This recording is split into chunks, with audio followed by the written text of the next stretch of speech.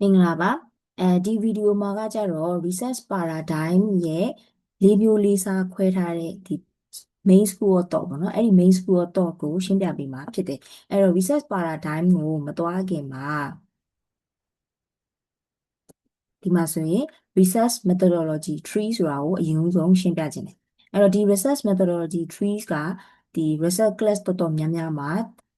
ပြန်ပြီးတော့ refer လုပ်ထားရှိတဲ့ဒီပုံလေးပေါ့နော်အဲ့တော့ဒီ research methodology tree မှာအစိတ်ပိုင်းအပြင်ဆိုရင်၄ပိုင်းခွဲလို့ရတယ် ontology epistemology methodology နဲ့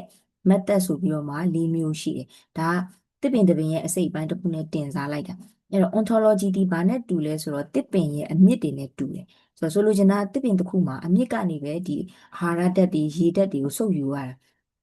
အဲ့တော့ကိုယ့်ရဲ့ research မှာလည်းပဲ ontology ဒီရေတောက်မြစ်ဖြစ်တယ်ဒါပထမတစ်ပိုင်းပေါ့နော်အဲ့တော့သူ့ရဲ့ရှုမြင်တဲ့ပုံစံကကဘာကြီးကိုဘယ်လိုမြင်လဲဆိုတဲ့ပုံစံနဲ့တွားတယ်တဘာဝတရားကဘယ်လိုရှိလဲဆိုတဲ့ပုံစံမျိုးနဲ့စပြီးတော့တွေးခေါ်တယ်ပြီးတော့ဒုတိယတစ်ပိုင်းက epistemology ဒါကတစ်ပင်တစ်ပင်မှာဆိုရင်ဒါဒီပင်စီဒီကနေမှအာဟာရဓာတ်တွေကိုအကိုင်းတွေအခက်တွေစီကိုပို့မှာပေါင်းကူးတရားလို့ပေါ့နော်ဆိုတော့သူ့ရဲ့ရှုမြင်တဲ့ပုံစံက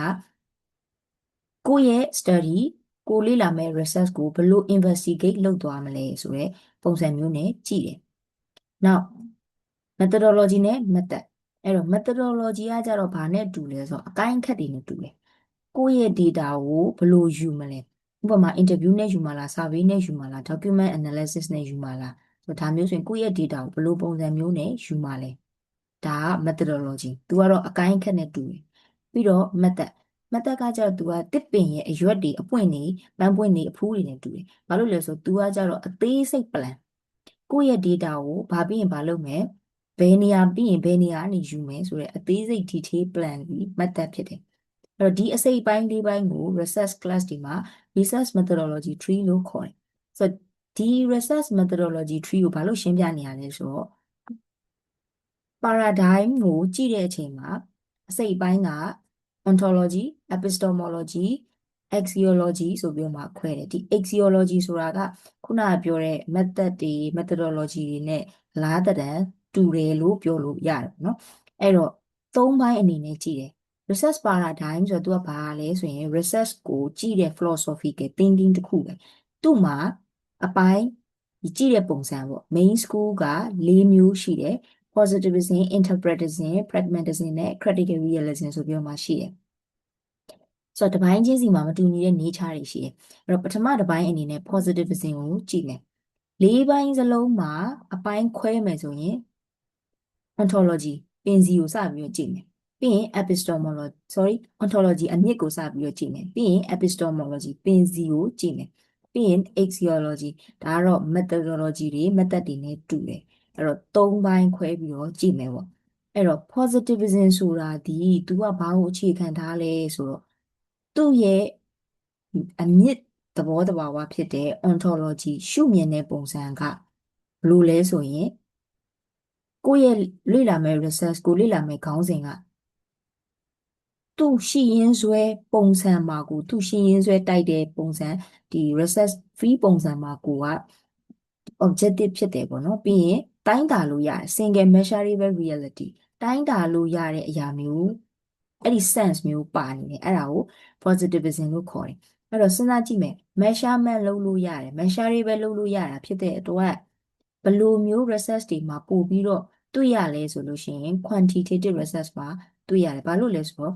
quantitative ဒီ data တွေကို measure လုပ်တာဖြစ်တဲ့အတွက်ဒါမျိုးဆိုရင် positivism မှာတွေ့ရတာများတယ်ပေါ့နော်နောက်တစ်ခုကဒုတိယတစ်ပိုင်းပင်စီ epistemology ဟုတ်ပြီဒါဆိုရင်ငါတို့ရဲ့ data တွေကိုဘယ်လိုဖန်တီးမလဲပေါ့နော်ဘယ်လိုမျိုး investigate လုပ်မလဲဘယ်လိုဖန်တီးမလဲဆိုလို့ရှိရင် data ကိုဘယ်လိုပုံဖော်မလဲနော်ဘယ်လိုယူမလဲအဲ့လိုကြည့်တဲ့အချိန်မှာဒါပင်စီပိုင်းဖြစ်သွားပြီပင်စီပိုင်းကြည့်တဲ့အချိန်မှာ measurable pattern တွေစပြီးတော့သတ်မှတ်မယ် survey တွေလုပ်မှာလားနောက်ဒီ hypothesis testing တွေလုပ်မှာလားဆိုတဲ့အပိုင်းကိုစဉ်းစားတာဖြစ်တယ်ပြီးတော့ဗာစဉ်းစားရမလဲဆိုရင်တတိယတစ်ပိုင်းအနေနဲ့ axiology လို့လည်းပြောလို့ရတယ် methodology တွေ method တွေကိုစဉ်းစားတော့မယ် စဉ်းစားတော့မယ့်အချိန်မှာကြတော့ကိုရီရဲ့ဒီ research လုပ်တဲ့သူရဲ့ virus တွေမပါအောင်ဒီမှာလည်းရေးထားတယ်ပေါ့နော် minimize virus လို့ခေါ်တယ် research လုပ်တဲ့သူတွေရဲ့ virus တွေကိုကိုထင်တာကိုပဲပြောလို့မရအောင်ကိုထင်မြင်ချက်ကပဲ data ရဲ့တွေ့ရှိမှုတွေမှာတက်ရောက်မှုမရှိအောင်ဘယ်လို data ကောက်မလဲဆိုတဲ့အပိုင်းအဲ့တော့ခုန research methodology tree နဲ့တွားပြီးတော့တင်စားမယ်ဆိုရင်ဘာနဲ့တူလဲဆိုတော့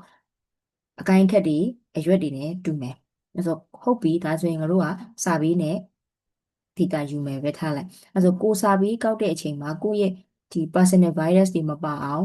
နော်တခြားသော virus တွေမပါအောင် minimus virus ပေါ့နော် virus ကိုနည်းနိုင်သမျှနည်းအောင်လုပ်ဖို့ဆိုလို့ရှိရင်ငါတို့ကဘယ်လိုစာပြီး plan တွေလုပ်မလဲပြီးရင် summary တွေကိုဘယ်လိုလုပ်မလဲစသဖြင့်အသေးစိတ်ပြန်ပြီးတော့စဉ်းစားဘာလို့အဲ့လိုမျိုးလုပ်လိုက်တာလဲဆိုတော့ minimize virus ဖြစ်ဖို့လုပ်တာ research လုပ်တဲ့သူကသူ့ရဲ့ personal emotion တွေ personal feeling တွေက data ပေါ်မှာလွှမ်းမိုးမှုမရှိအောင်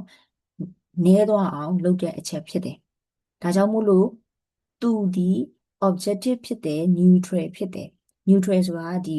ပြောရမယ်ဆိုအလယ်အလတ်ပေါ့နော် virus skin တယ်ပေါ့နော်ပြီး objective ဆိုတိုင်းတာလို့ရတယ်အချက်အလက်တွေပေါ်မှာအခြေခံထားတယ်လို့ပြောလို့ရတယ် objective ရဲ့အဓိပ္ပာယ်က fact တွေပေါ့နော်အချက်လက်တွေပေါ်မှာအခြေခံထားတယ်